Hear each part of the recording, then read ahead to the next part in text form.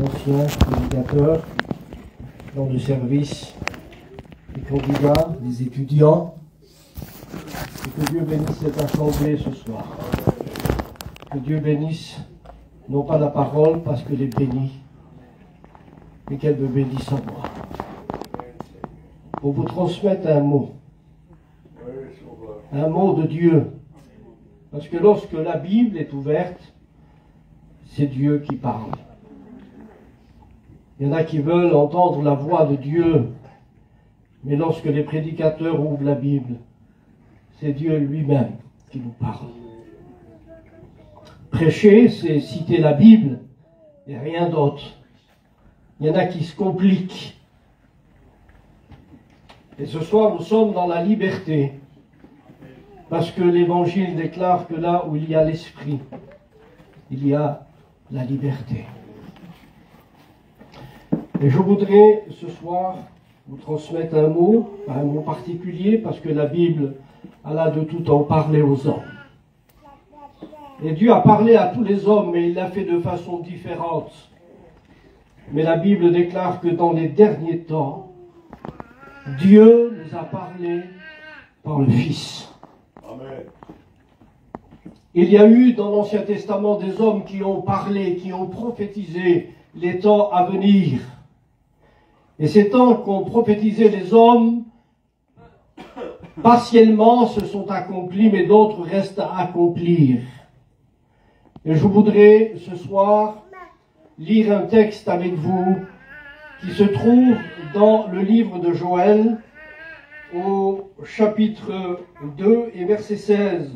Je vais faire deux lectures avant d'introduire le message de la parole de Dieu.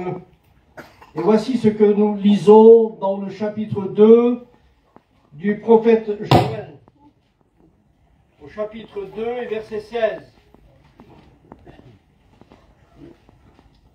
1, 2, c'est bon. Voici ce que nous lisons. Assembler le peuple, former une sainte réunion, assembler les vieillards et assembler les enfants, même les nourrissons qui sont à la mamelle. Écoutez bien ce verset, que l'époux sorte de sa demeure et l'épouse de sa chambre. Et nous disons Amen à la parole de Dieu. Assemblez les vieillards, assemblez les jeunes gens, même les nourrissons, il est question des enfants, parce que le temps est proche, nous arrivons à l'échéance, parce que bientôt, l'époux sort de sa demeure, et l'épouse de sa chambre. Nous sommes là devant une pensée prophétique où il y aura l'enlèvement de l'Église. Et si j'ai le temps, demain je parlerai de l'enlèvement de l'Église par rapport au mariage juif. Parce qu'il y a des choses que l'on ne comprend pas parfois. Mais lorsque nous rentrons dans les détails historiques, nous pouvons nous faire comprendre au travers de l'histoire ce que veut dire aussi la prophétie biblique. Et je voudrais que notre cœur soit ouvert ce soir et que nous soyons attentifs à ce que l'Écriture veut nous rappeler. Je voudrais faire une deuxième lecture dans l'Évangile de Jean, au chapitre 16 et verset 33, où Jésus déclare « Je vous ai dit ces choses, afin que vous ayez la paix en moi. » Et Jésus déclare « Vous aurez des tribulations. » Et l'expression, elle est au pluriel. « Vous aurez des tribulations, mais soyez fermes. Soyez dans l'espérance de Jésus. Parce que j'ai vaincu le monde. » Et nous en bénissons le Seigneur.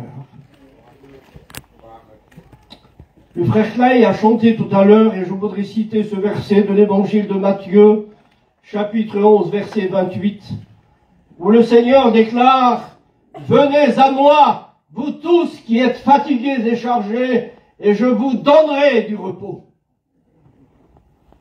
Quelle parole solennelle!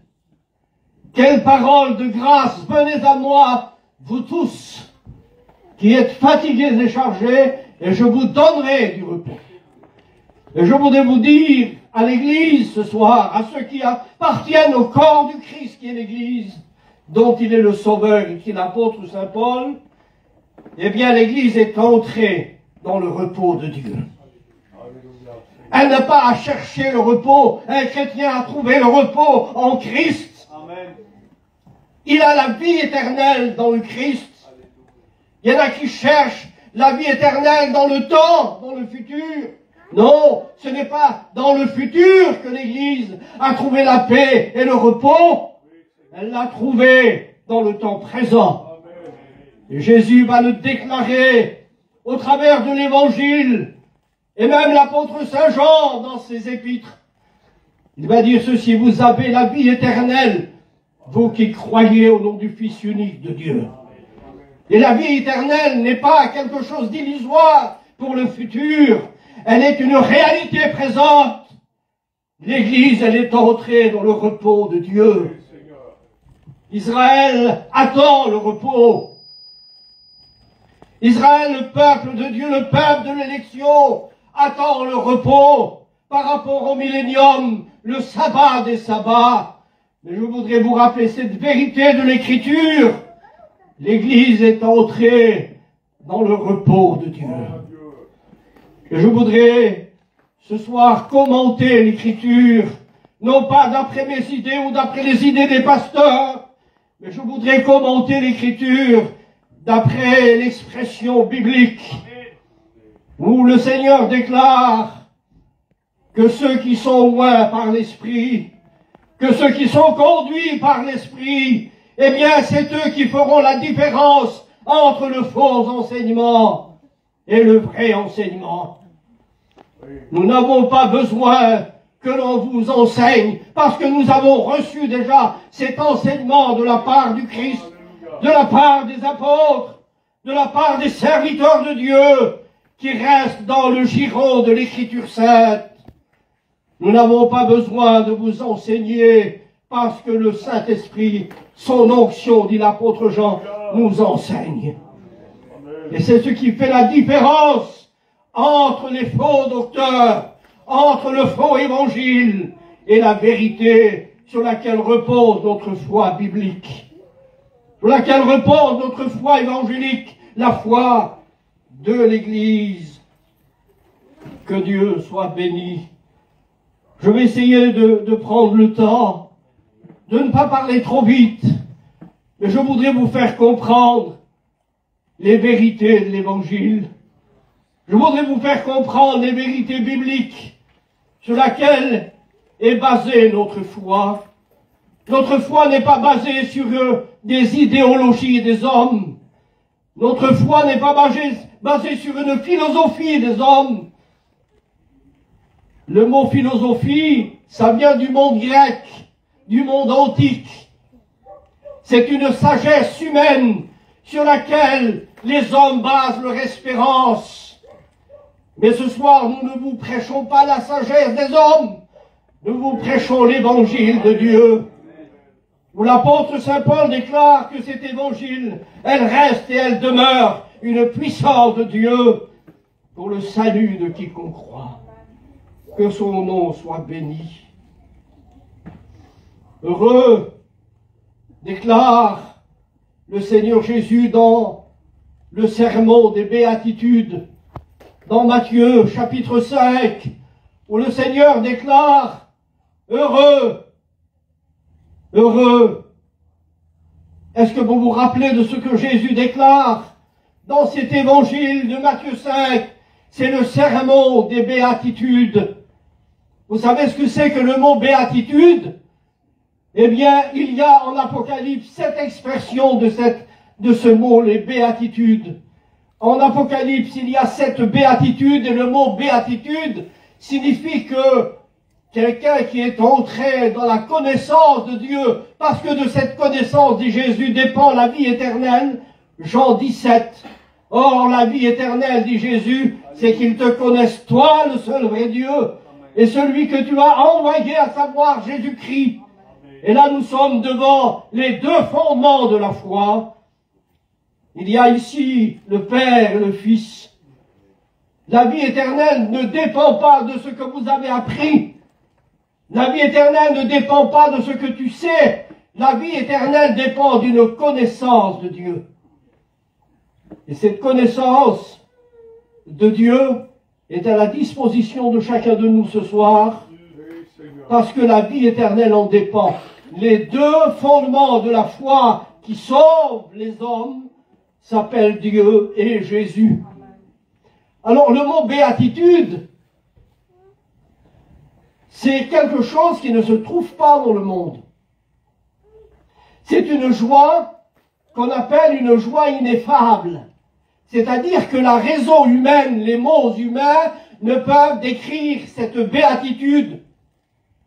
Et je suis va en dire quelques mots, on n'a pas le temps de parler de toutes les béatitudes. Mais je voudrais vous rappeler ce soir, lorsque Jésus déclare dans le sermon sur la montagne, « Heureux les pauvres en esprit, car le royaume des cieux leur appartient. » Il ne dit pas ici « heureux les dépourvus de sens », ceux qui ont une tare au niveau psychique, au niveau mental. Non, le Seigneur ne veut pas dire cela. Il dit « heureux les pauvres en esprit », c'est ceux qui reconnaissent leur manque de compréhension spirituelle, ceux qui reconnaissent leur manque, eh bien, de connaissance biblique. Alors le Seigneur déclare, heureux les pauvres en esprit, car le royaume des cieux leur appartient. Amen. Et nous pouvons faire un parallèle avec Apocalypse chapitre 1 verset 3. Heureux celui qui lit et ceux qui entendent les paroles de la prophétie de ce livre et qui gardent les choses qui sont écrites, car le temps est proche. Heureux celui qui lit. Et là, nous sommes encore devant une béatitude, parce que comprendre la Bible, on ne peut pas la comprendre au travers de notre intelligence personnelle ou sur des raisonnements humains, mais la Bible devient compréhensible que quand on s'humilie devant Dieu, et lorsqu'un homme s'humilie et reconnaît son manque de compréhension biblique, alors le Saint-Esprit va lui révéler les trésors, eh bien, qui sont cachés aux hommes, mais qui sont révélés aux enfants. Ces choses, dit Jésus, ont été cachées aux sages, mais révélées aux enfants. Et nous sommes, nous l'Église du Seigneur, les enfants de Dieu. Petits enfants, écrit l'apôtre Saint Jean, petits enfants, c'est la dernière heure. Et je voudrais vous rappeler, en tant qu'enfants, nous ne sommes pas ignorants. Nous sommes peut-être pas instruits comme les dirigeants de ce monde. Beaucoup de choses leur échappent. Mais nous avons la véritable connaissance de savoir que nous avons la vie éternelle. Et que cette vie, elle est en son Fils. Alléluia. Quel privilège, mes frères et sœurs, d'avoir Jésus-Christ comme sauveur. Que son nom soit béni. Heureux les pauvres en esprit, car le royaume des cieux leur appartient. Dans l'expression du mot heureux, en Apocalypse chapitre 1, verset 3, nous sommes encore là devant une béatitude. Et savez-vous que dans l'expression de la racine de ce mot, le mot makarios en grec signifie une bénédiction et réservée à ceux, eh bien, qui écoutent. À ceux qui entendent les paroles de la prophétie de ce livre. Amen. Et qui gardent les choses qui sont écrites. Amen. Car le temps est proche. Que Dieu soit béni. Je vais entrer dans la prédication. Et je voudrais, ce soir, au nom de la parole, vous dire ceci. On fait trop de spectacles. On chante beaucoup plus que l'on explique la Bible. Il a eu raison de dire, Madame Agnès, tout à l'heure, On va chanter 2 ou 3 cantiques. Aujourd'hui, on aime beaucoup de folklore. Nous sommes un peuple de sentiments. On est beaucoup sentimentalistes. Et c'est pas sur une émotion par rapport au sentimentalisme qu'on va fonder notre foi ou notre enracinement en Dieu, mais par une démonstration, une puissance de la parole. Que Dieu soit béni. Et quand nous sommes dans cette attitude que le Seigneur demande, dans la simplicité, lorsque nous nous humilions devant Dieu, alors le Saint-Esprit devient l'agent révélateur de la pensée de Dieu pour notre plus grand bien. Le roi David disait, ta parole est pour moi comme un homme qui découvre un grand trésor. Et ce soir, la parole veut nous amener à ce constat que la parole est un trésor inépuisable. Elle est une source.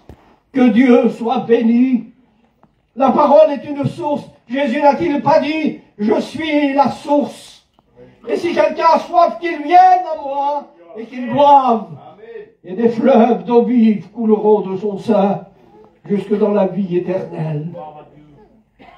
Le paralytique qu'on était venu déposer aux pieds de Jésus, ils étaient bien embarrassés, ces 4 hommes, apportant le paralytique.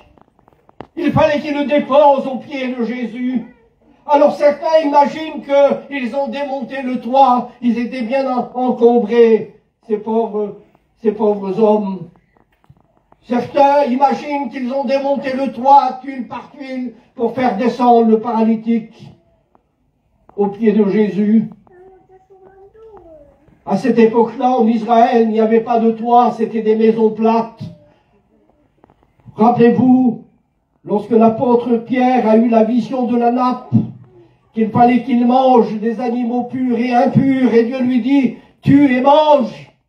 Et Pierre avait revendiqué les paroles du Seigneur en disant, mais jamais rien d'impur est entré dans ma bouche. Il était sur cette plateforme-là. Dans les maisons en Israël, on montait par l'extérieur, par un escalier de l'extérieur, et on venait sur la terrasse qui était plate, et on rentrait dans la maison par un escalier qui donnait à l'intérieur. Et oui, quand on donne l'explication, ça devient plus compréhensible. Et où l'ont-ils amené à ce paralytique? Ils l'ont amené auprès de Jésus. Ils l'ont descendu. Vers qui? Eh bien, je voudrais vous dire que Jésus, il est un puits inépuisable. Il donne de l'eau vive qui ne se tarit jamais. Et si quelqu'un a soif ce soir de vérité, si quelqu'un a soif de paix, Jésus te dit ce soir, venez à moi. Venez à moi et vous connaîtrez ce qu'est la véritable eau vive qui désaltère l'intérieur. Que Dieu soit béni. Je voudrais continuer en disant ceci. Nous vivons des temps difficiles où nous avons passé par des problèmes, vous et moi. Ce n'est pas la peine d'en refaire une récapitulation depuis que l'on vit le Covid. Trop de gens aujourd'hui se disent prophètes. Trop de gens se prennent pour des prophètes et ils disent des bêtises plus grandes qu'eux. Un homme, un prophète véritable de Dieu, eh bien, sera reconnu pour l'accomplissement de ce qu'il dit. Et je voudrais vous rappeler que nous vivons ici un temps où il y a beaucoup de faux prophètes qui annoncent des choses qui sont extra-bibliques, qui ne sont pas bibliques, qui sont en dehors de l'Écriture. Vous voulez demeurer dans la volonté de Dieu? Mettez en pratique l'Écriture. Je crois comme vous à la révélation. Je crois comme vous aux dons spirituels. Mais la priorité, c'est l'Écriture. Parce que tout est contrôlé par l'Écriture. Tous les dons, toutes les prophéties sont soumis à un examen biblique. Et je voudrais faire cette petite revendication, si vous voulez, ou faire une petite parenthèse. Il y a trop de faux prophètes qui prennent leurs pensées pour celles de Dieu. Et le prophète Ésaïe l'avait rappelé dans son livre, Ésaïe 55, au verset 8. Mes pensées, dit Dieu, ne sont pas vos pensées, et mes voix ne sont pas vos voix. Quand les hommes prennent leurs pensées pour celles de Dieu, c'est là que viennent les déviations. C'est là que vient l'erreur. C'est là que vient le faux enseignement. Et nous vivons dans un monde comme cela. C'est pas étonnant. L'Église n'est pas étonnée. Il y a un danger si vous êtes étonné de cela. Parce que, à moi, ça ne m'étonne pas. Et les prédicateurs, ça ne les étonne pas. Et aux véritables chrétiens, ça ne les étonne pas. Parce que l'apôtre Saint Paul déclare que dans les derniers temps, beaucoup se détourneront de la vérité, s'attachant à des doctrines de démons. Oui, ils se donneront une foule de docteurs, un des ministères les plus en avant peut-être, si j'ose le dire, dans l'écriture. Ils se donneront une foule de docteurs, aimant entendre des choses agréables.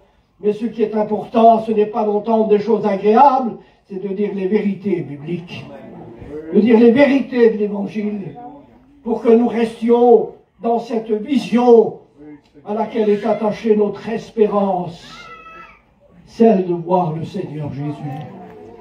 Que son nom soit béni. Je voudrais reprendre le texte de l'Évangile de Jean, chapitre 16, verset 33, où Jésus déclare « Vous aurez des tribulations dans le monde. » Un chrétien, l'Église, eh bien, n'est pas en dehors des tribulations. Il y a eu dans le temps, et ce n'est pas la peine de rappeler ce qui s'est passé dans le temps, à partir du premier siècle, au temps du Seigneur, même avant sa venue, eh bien, il y a eu des épidémies, il y a eu des catastrophes qui ont fait des millions de morts, si ce n'est que de parler de la grippe espagnole, si ce n'est que de parler de la grippe des chiffonniers à Marseille, à elle seule, elle a fait 17 millions de morts. Il y a eu, de la part, eh bien même des religions, des millions de morts, que si on pourrait parler de l'Église catholique, qui dans les 2 guerres mondiales, eh bien, a eu 6 millions dans la première guerre mondiale, la deuxième, guerre mondiale, il y a eu 6 millions de morts. La première guerre mondiale, il y a eu combien de morts? Est-ce que quelqu'un pourrait me répondre? Combien de morts y a eu-il dans la première guerre mondiale 1914-1918? Eh bien, dans ces 2 guerres, il y a eu à peu près 40 millions de morts. Eh bien, l'Église catholique, dans son histoire, a fait plus de morts. Parmi les Juifs et les véritables chrétiens, a fait plus de 100 millions de morts. Et ça s'est prouvé dans les statistiques, dans ceux qui font des recherches. Je voudrais vous dire que le mot épidémie vient d'un mot grec. Et Dieu a pensé, Dieu pour le Nouveau Testament, il a été écrit en grec parce que c'était la langue la plus riche de l'époque, la plus scientifique, la plus répandue dans le monde méditerranéen. Et je voudrais vous dire ceci, le mot épidémie vient d'un mot grec. Le mot épi signifie dessus, au-dessus, et le mot démi, qui a sa racine dans le mot démos, qui a donné en français le mot démocratie, ou le mot démos qui signifie peuple. Eh bien, toutes les épidémies, avec la science qu'à l'homme ne pourra rien faire dans le temps, parce que l'épidémie sera plus grande que la science des hommes, sera plus grande que même, eh bien, l'Antichrist lui-même, parce que la Bible déclare, il réserve dans le temps à venir, on en parlera demain matin, de toutes ces choses-là, si le Seigneur me donne le temps. Et je voudrais que vous compreniez que l'homme ne peut pas combattre toutes ces choses dont Jésus en a prédit les vérités. Il y aura des guerres, des famines, des bruits de guerre, une nation s'élèvera contre une nation, et des royaumes contre les royaumes. Il y aura en divers lieux du Jésus des famines, des guerres, mais ce ne sera pas encore la fin, ce sera que le commencement des douleurs. Et Jésus l'avait prédit. Et nous vivons cette situation aujourd'hui. Et je voudrais vous mettre en garde l'Église de ne pas écouter les faux prophètes. Vous l'avez su comme moi, pendant le Covid, par rapport, au vaccin, certains disaient, ils déstabilisaient la foi de certains chrétiens, certains prédicateurs, il fallait les appeler au téléphone et les remettre dans le contexte biblique. Ils disaient qu'ils nous avaient injecté la marque de la bête. Mais où c'est qu'ils allaient? Ceux qui parlent comme ça, c'est qu'ils n'ont pas de stabilité biblique. Celui qui lit la Bible, il ne raisonne pas comme cela. Certains disaient, on est dans la grande tribulation. Mais si l'Église est dans la grande tribulation, on serait tous décapités. Si l'Église serait dans la grande tribulation, on serait en train d'adorer l'Antichrist. Parce que la grande tribulation, ce sera d'adorer l'Antichrist. Aujourd'hui, nous sommes encore dans la liberté. Il n'y a jamais eu un gouvernement mondial. Depuis que le monde est monde, depuis la création d'Adam jusqu'à la venue de Jésus et jusqu'à présent, il n'y a jamais eu une domination mondiale. Il y a eu des dictateurs dans des régions, dans des parties de régions dans le monde. Mais jamais il y a eu, un gouvernement mondial. Ce gouvernement mondial aura sa réalité avec l'établissement de l'Antichrist. Quand il paraîtra, l'Église connaîtra son merveilleux enlèvement. Que Dieu soit béni. Je ne veux pas devancer le temps, mais j'en dirai quelques mots demain matin. Que Dieu soit béni. Regardez ce que dit Jésus. Vous aurez des tribulations, et l'apôtre Saint Paul, en acte 14, verset 22, déclare, c'est par beaucoup de tribulations qu'il nous faudra entrer dans le royaume de Dieu. Et le mot tribulation ici n'a pas le même sens que la grande tribulation dont parle le livre d'Apocalypse. Car en Apocalypse chapitre 2, verset 22, Dieu déclare, je vais envoyer une grande tribulation. Et cette grande tribulation, elle est au singulier.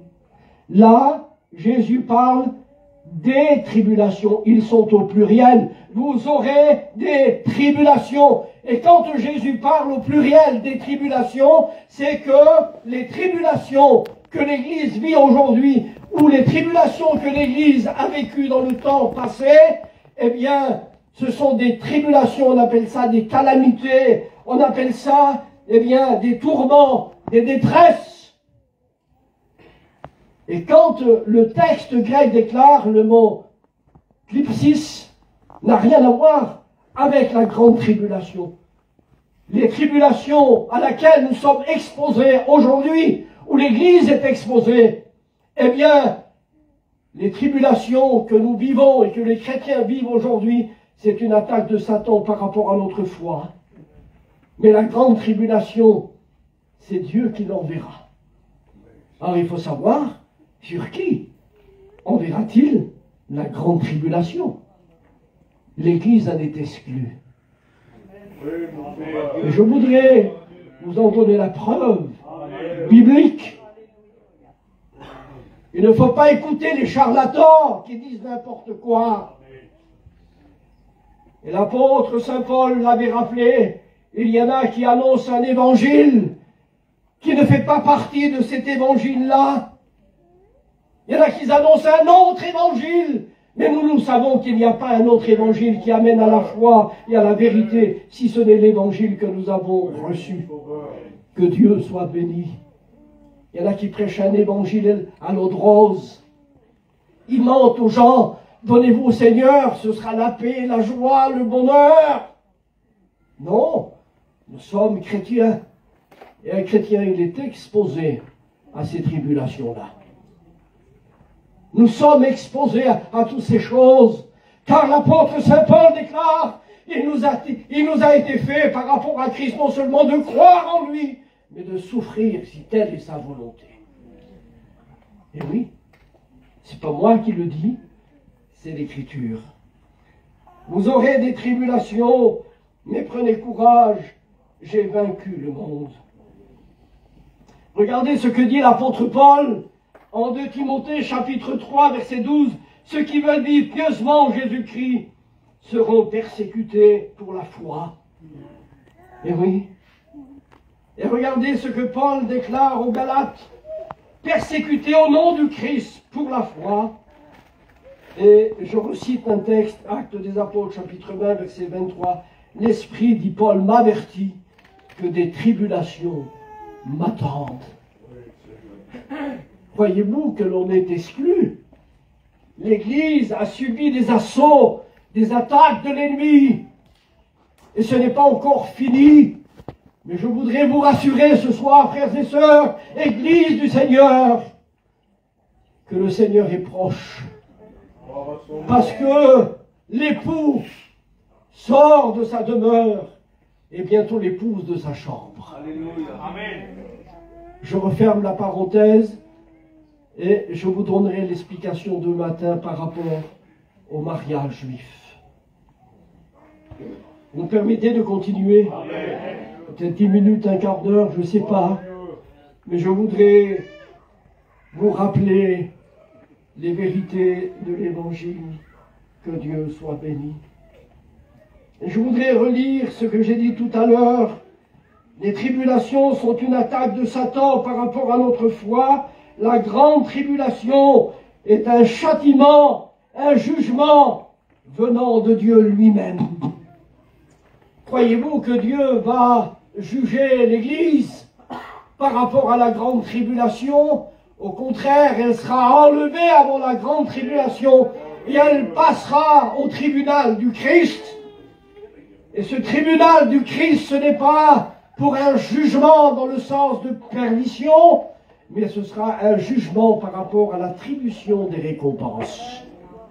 Oui, Seigneur. On sera jugé par rapport aux récompenses. La Bible parle des couronnes. L'apôtre Saint Paul parle en disant ceci: ce n'est pas que j'ai déjà atteint la perfection, mais je cours pour tâcher de la saisir. Et il parle de couronne. Et il dit que cette couronne dont il en est le bénéficiaire, la couronne de justice, il est dit, le juste juge me la donnera, non seulement à moi, mais à tous ceux qui auront aimé l'avènement du Seigneur. Il y a dans la Bible 4 couronnes. Il y a la couronne de justice, couronne du vainqueur, couronne de gloire, couronne incorruptible. Il y a 4 couronnes, on n'a pas le temps de parler de ces 4 couronnes, mais tous ces couronnes-là sont en rapport avec la récompense des fidèles. Que Dieu soit béni, s'ils ont resté fidèles dans l'obéissance, dans la foi. Parce que la foi a pour résultat l'obéissance. Il y en a qui disent, moi j'ai la foi, mais ils vivent comme des patachons dans le monde. Ils ont un pied. Alors il y a quelqu'un qui m'a téléphoné dans l'hiver dernier, elle m'a posé une question. Ça veut dire quoi, quelqu'un qui cloche? Alors je voudrais, vu la question qui était posée, je voulais être le plus simple possible. Alors je dis, c'est quand on cloche, quand on boite. Elle me disait, quelqu'un qui boite, c'est quoi? Donc il ne fallait pas sortir de Saint-Cyr pour savoir qu'est-ce que c'est que quelqu'un qui boite. Quand tu marches un pied sur le trottoir et un sur la route, ça te fait boiter. Et la Bible déclare qu'un chrétien, eh bien, ne doit pas boiter, il doit marcher droit. Parce que le chemin sur lequel le Seigneur nous a tracé, eh bien, c'est un tracé qui est droit. C'est une vision droite. Et j'ai essayé de l'exhorter, mais elle a compris avec beaucoup de mal. Mais je pense que lorsqu'on ne comprend pas, le temps ou le Saint-Esprit, eh bien, nous fait comprendre ce que nous ne comprenons pas. Que Dieu soit béni. Dieu lui-même enverra la grande tribulation, et il l'enverra sur qui? Une question se pose. sur qui Dieu enverra la grande tribulation? Est-ce que vous vous êtes posé la question? Eh bien, la Bible déclare que Dieu l'enverra sur ses ennemis. L'Église est-elle ennemie de Dieu? L'Église est-elle ennemie de Jésus? Ben non. Jésus a dit, vous êtes mes amis, si vous faites ce que je vous commande. Que Dieu soit béni. Et donc, si l'Église sont les amis de Dieu, donc la grande tribulation, Dieu ne peut pas l'envoyer sur ceux qui l'aiment. Il enverra, eh bien, sur ses ennemis, sur ceux qui vivent dans le péché, pour ceux qui commettent, dit la Bible, l'adultère, et ceux qui commettent le péché. Pardonnez-moi mes expressions, mais la grande tribulation viendra sur qui? Eh bien, la grande tribulation viendra sur les rétrogrades, ceux qui ont tourné le dos à Dieu. La grande tribulation surprendra ceux qui ont sorti du chemin de Dieu, mais pas l'Église qui reste dans cette stabilité biblique. Amen. Que Dieu soit béni.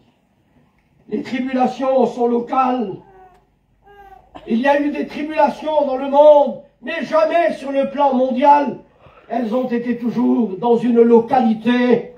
Mais la grande tribulation sera à l'échelle mondiale, selon ce que l'apôtre Saint Paul déclare en 2 Thessaloniciens, chapitre 2, verset 10. Elle est réservée, déclare l'apôtre Saint Paul, pour ceux qui périssent. La grande tribulation, elle est réservée pour ceux qui périssent, pas pour ceux qui sont sauvés. L'Église, elle est dans le salut. Que Dieu soit béni. Je salue que le Seigneur a accompli dans sa personne, au travers de la rédemption. Que son nom soit béni. Alors on continue un petit peu. Il n'est pas tard. Il est 10 heures. Apocalypse chapitre 7, verset 13. On peut lire ce texte-là parce qu'il est d'une importance capitale. Apocalypse chapitre 13. Chapitre 7, pardon. Et verset 13.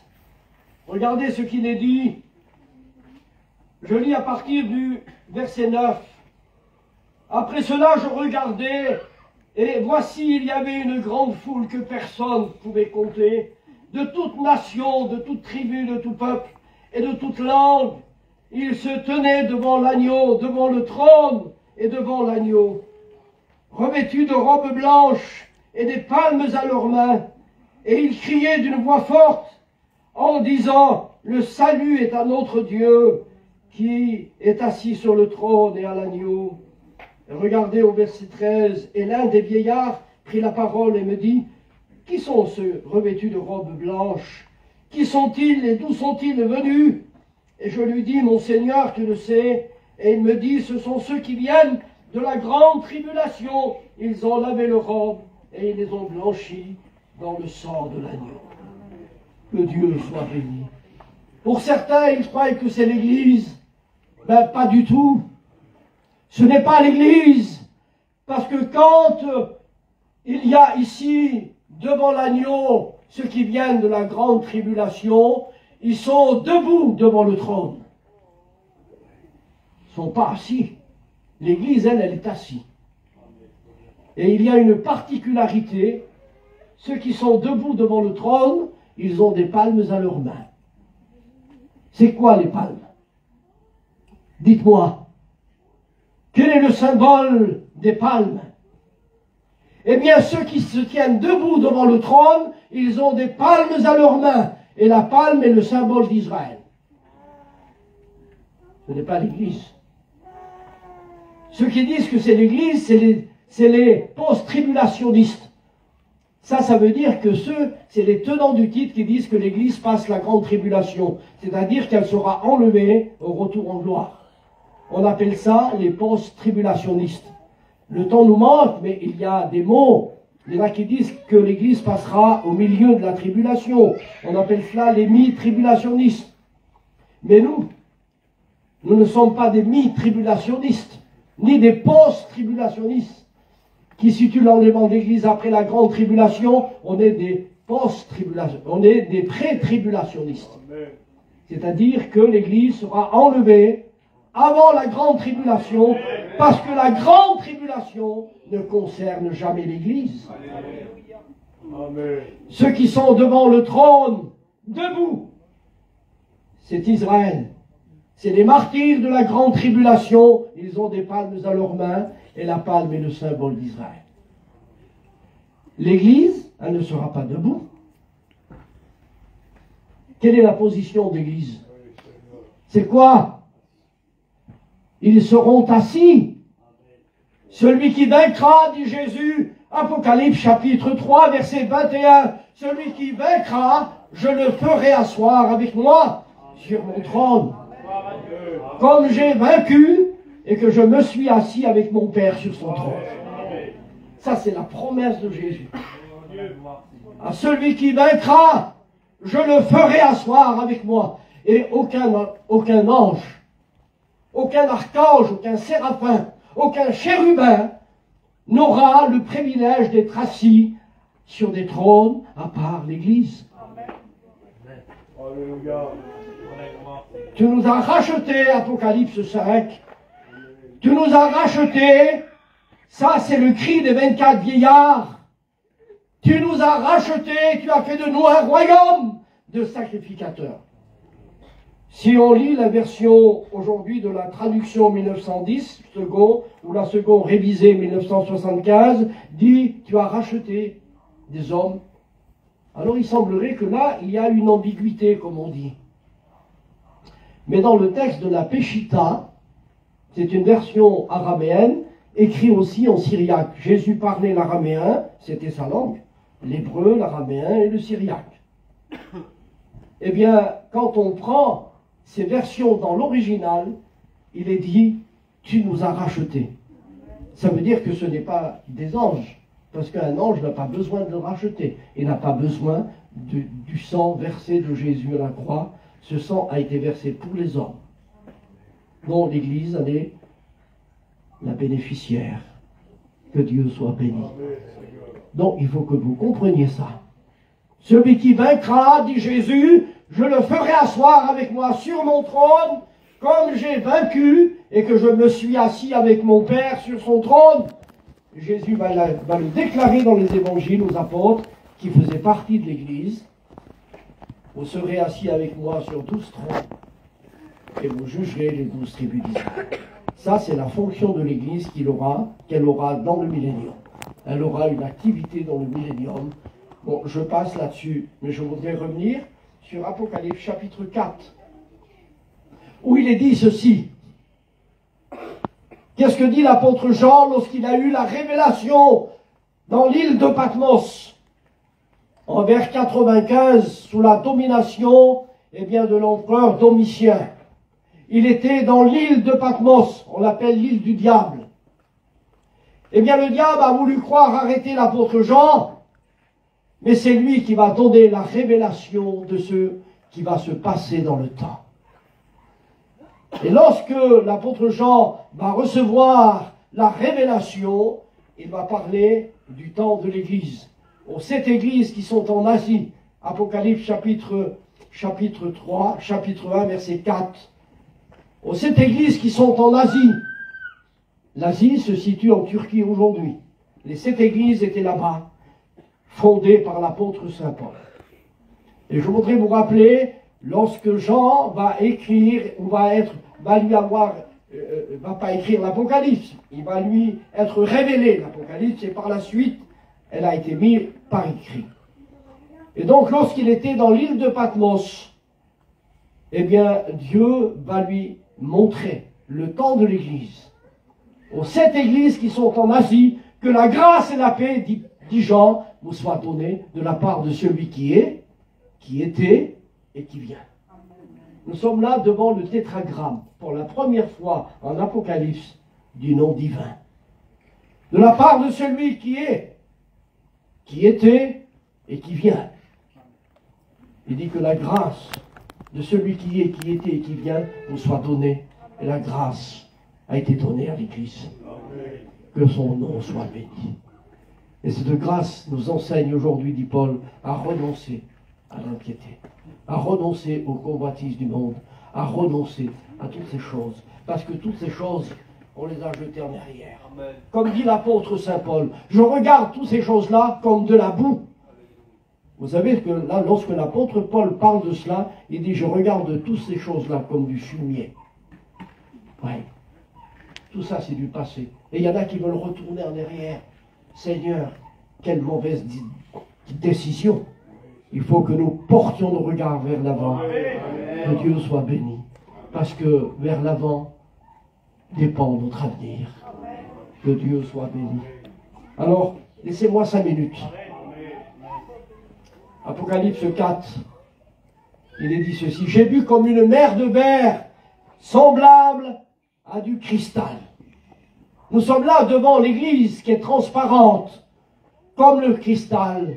J'ai vu comme une mer de verre semblable à du cristal. Nous sommes là devant la réalité de l'église qui est transparente, comme du cristal, parce qu'elle a été purifiée, parce qu'elle a été régénérée, parce qu'elle a été sanctifiée par le sang précieux de Jésus. Là, nous sommes devant l'église. Il y a une autre mer de verre en Apocalypse 15 qui est mêlée de feu. C'est celle qui passe la grande tribulation. Mais l'église qui ne connaîtra pas la grande tribulation est déjà ravie auprès du Seigneur par cette expression de l'apôtre Saint Jean d'Apocalypse. Monte ici et je te ferai voir les choses qui doivent arriver dans la suite des temps. Alors, je voudrais juste donner une petite précision. Quand l'apôtre Jean ou le Seigneur lui parle par révélation, il dit monte ici. Une petite porte s'ouvre dans le ciel. Et lorsque la petite porte s'ouvre dans le ciel, l'apôtre Jean entend une voix qui lui dit monte ici. Et lorsqu'il écoute la voix, l'apôtre Jean est ravi. Et là, nous sommes devant la réalité de l'enlèvement de l'Église. Que Dieu soit béni. Et il est dit ensuite que Jean est ravi et qu'il est en sécurité. Le Seigneur lui déclare, je te montrerai les choses qui doivent arriver dans la suite des temps. Et qu'est-ce qui va arriver dans la suite des temps? Ce n'est plus le temps de la grâce, mais dans l'expression grecque, le mot métatota. Le mot métatota signifie que ce n'est plus le temps de la grâce, mais qui est un autre temps où va se dérouler les jugements de Dieu sur les hommes. Quand l'Église, après cela, c'est comme cela l'expression, après cela, métatota, ou dans l'expression métatota, signifie que ce n'est pas le même temps, mais que c'est un temps qui ne fait plus partie, eh bien, du temps de l'Église. Et ça, il faut le préciser. Et j'en dirai un peu plus demain matin. Je voudrais vous rappeler que quand Jean est ravi, il est assis. Il voit les 24 anciens. Et lorsqu'il voit les 24 anciens, je termine là-dessus, qu'est-ce qu'il voit sur les anciens? Ils sont assis. Ils ont une particularité, les anciens. Qu'est-ce qu'ils ont de particulier? Parce que le mot ancien est représentatif de l'Église. Et qu'est-ce qu'ils ont de particulier? Qu'est-ce qu'ils ont de particulier? Ils ont une couronne. Hein? Ils ont une couronne. Et on a dit quoi tout à l'heure sur les couronnes? Que c'est l'attribution des récompenses. Donc c'est ceux qui font partie de l'Église qui sont assis.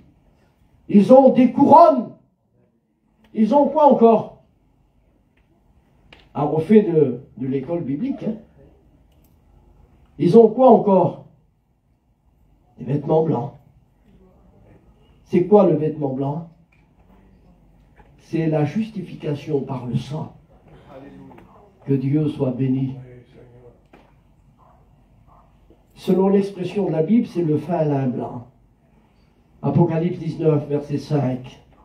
Le fin lin blanc sont les œuvres justes des saints. Que Dieu soit béni. Et ils ont une position. C'est quoi la position des 24 anciens? Ils sont assis. Pourquoi? Ils sont assis en tant que juges. Et Paul va le rappeler. Parce que dans la Bible, rien ne se contredit. Parce que dans la Bible, il n'y a pas de contradiction. La Bible se complète et elle ne se contredit pas parce qu'elle est inspirée par l'Esprit Saint. Que Dieu soit béni. Oui. Ne savez-vous pas, dit Paul, que les saints jugeront le monde? 1 Corinthiens 6. Ne savez-vous pas que l'Église, elle jugera avec son époux lorsqu'il reviendra? L'Église participera au jugement. Que Dieu soit béni. Quel privilège de l'Église, le privilège que vous avez, le privilège que j'ai, le privilège des serviteurs de Dieu. Oui, si nous restons fidèles dans la foi, alors on aura cette position. On aura les couronnes qui sont liées à la récompense et on sera assis sur des trônes. Que son nom soit béni. Je ne vais pas aller plus loin. Demain, on continuera et je vous parlerai par rapport à l'enlèvement d'Église. Je dirai un peu plus de détails sur la grande tribulation par rapport aux prophéties de l'Ancien Testament, parce que la grande tribulation est indexée sur Israël, pas sur l'Église. Et nous allons en donner les précisions demain matin. Et nous voulons déjà nous réjouir dans la foi de ce que nous n'avons pas part au jugement, pas part à la colère à venir, mais à l'acquisition du salut. Et cela devrait nous réjouir. On devrait sursauter de joie, oui, intérieurement, parce qu'à cette espérance est liée une grande rémunération, une grande récompense. Il faut que nous restions dans la paix. L'Église, elle demeure dans la paix. Si tout s'écroule autour de nous, l'Église reste dans la paix. Parce que nous savons en qui nous avons cru. Bientôt, l'époux sort de sa demeure et l'épouse de sa chambre. Ce sera l'unité. Ce sera les noces de l'agneau. Et on en parlera demain matin. Que Dieu soit béni. Pour qui tu peux remercier le Seigneur? Tu peux dire un mot, maman, si tu veux. Vas-y, vas-y. Je suis dans la joie d'entendre ce conseil du Seigneur. Il y a quelque temps en arrière, j'avais regardé cette note au niveau de Joël. Je disais, Seigneur, quelle réunion qu'il est en train de faire. Il appelle les vieux, il appelle les jeunes, il appelle les hommes, les femmes, même les jeunes mariés. Et bien, ce que vous avez entendu ce soir, appelez les autres demain. Appelez vos familles, appelez vos parents, appelez vos jeunes gens qui viennent à la réunion demain et qui viennent écouter ce qui est important pour leur salut de leur âme. Oui, mon cœur est dans la joie d'avoir entendu la parole de Dieu. Et puis tant pis pour les autres de demain, où je suis. Moi, je serai là demain. Je vais écouter encore. J'ai besoin d'entendre. Je ne suis pas un enseignant, moi, je suis un prédicateur. Mais j'essaye à suivre mes frères. Et j'essaye à garder l'enseignement que j'ai reçu il y a des années en arrière. Je veux les garder dans mon âme, dans mon cœur. Je ne vais pas être à côté des choses. Je sais ce que j'ai appris. Je sais ce que j'ai entendu. Et je sais ce que je garde. Et tout ce qui est en dehors, ça ne m'intéresse pas. Ceux qui sortent, ils sortent. Parce qu'ils n'étaient pas des nôtres. Mais ceux qui sont des nôtres restent. Ils savent que c'est la vérité. Et on n'ira pas au-delà des Écritures. Et que Dieu en soit béni. Alors je vais prier le Seigneur. Je veux te rendre grâce. Je veux te louer de tout mon cœur. Merci pour la parole. Quelle valeur! Quelle richesse! Oh, merci! Merci pour la connaissance de Dieu. Cette connaissance-là n'enfle pas. Au contraire, elle nous apprend le respect et l'humilité des Écritures. Merci pour la parole de Dieu. Il n'y a pas plus grand, il n'y a pas plus beau, il n'y a pas plus fort que la parole de Dieu. Merci parce que ton peuple a entendu des bonnes choses. Merci Seigneur. Gardons ce que nous avons entendu. Oh, il y en a sûrement dehors qui ont entendu le conseil de Dieu. C'est aussi pour eux. Je me réjouis. Et je le sais, Seigneur, mais c'est bon de le rappeler au peuple de Dieu. Bien qu'on est affermi, mais c'est bien de se le rappeler que l'Église n'est pas destinée à la colère, mais à l'acquisition du royaume des cieux. Tu nous as été promis par le Seigneur. Il nous protégera, il nous gardera pendant ces heures mauvaises qu'il y a dans le monde. Merci pour David. Encourage-le, bénis-le. Merci pour notre mission Vie Lumière. Quelle belle œuvre! Oh, quelle œuvre! C'est ton œuvre à toi! Et personne ne touchera à ton œuvre. Tu la garderas jusqu'à la fin. Merci Seigneur. Merci pour la réunion de ce soir. Que Dieu vous bénisse. Amen. Amen.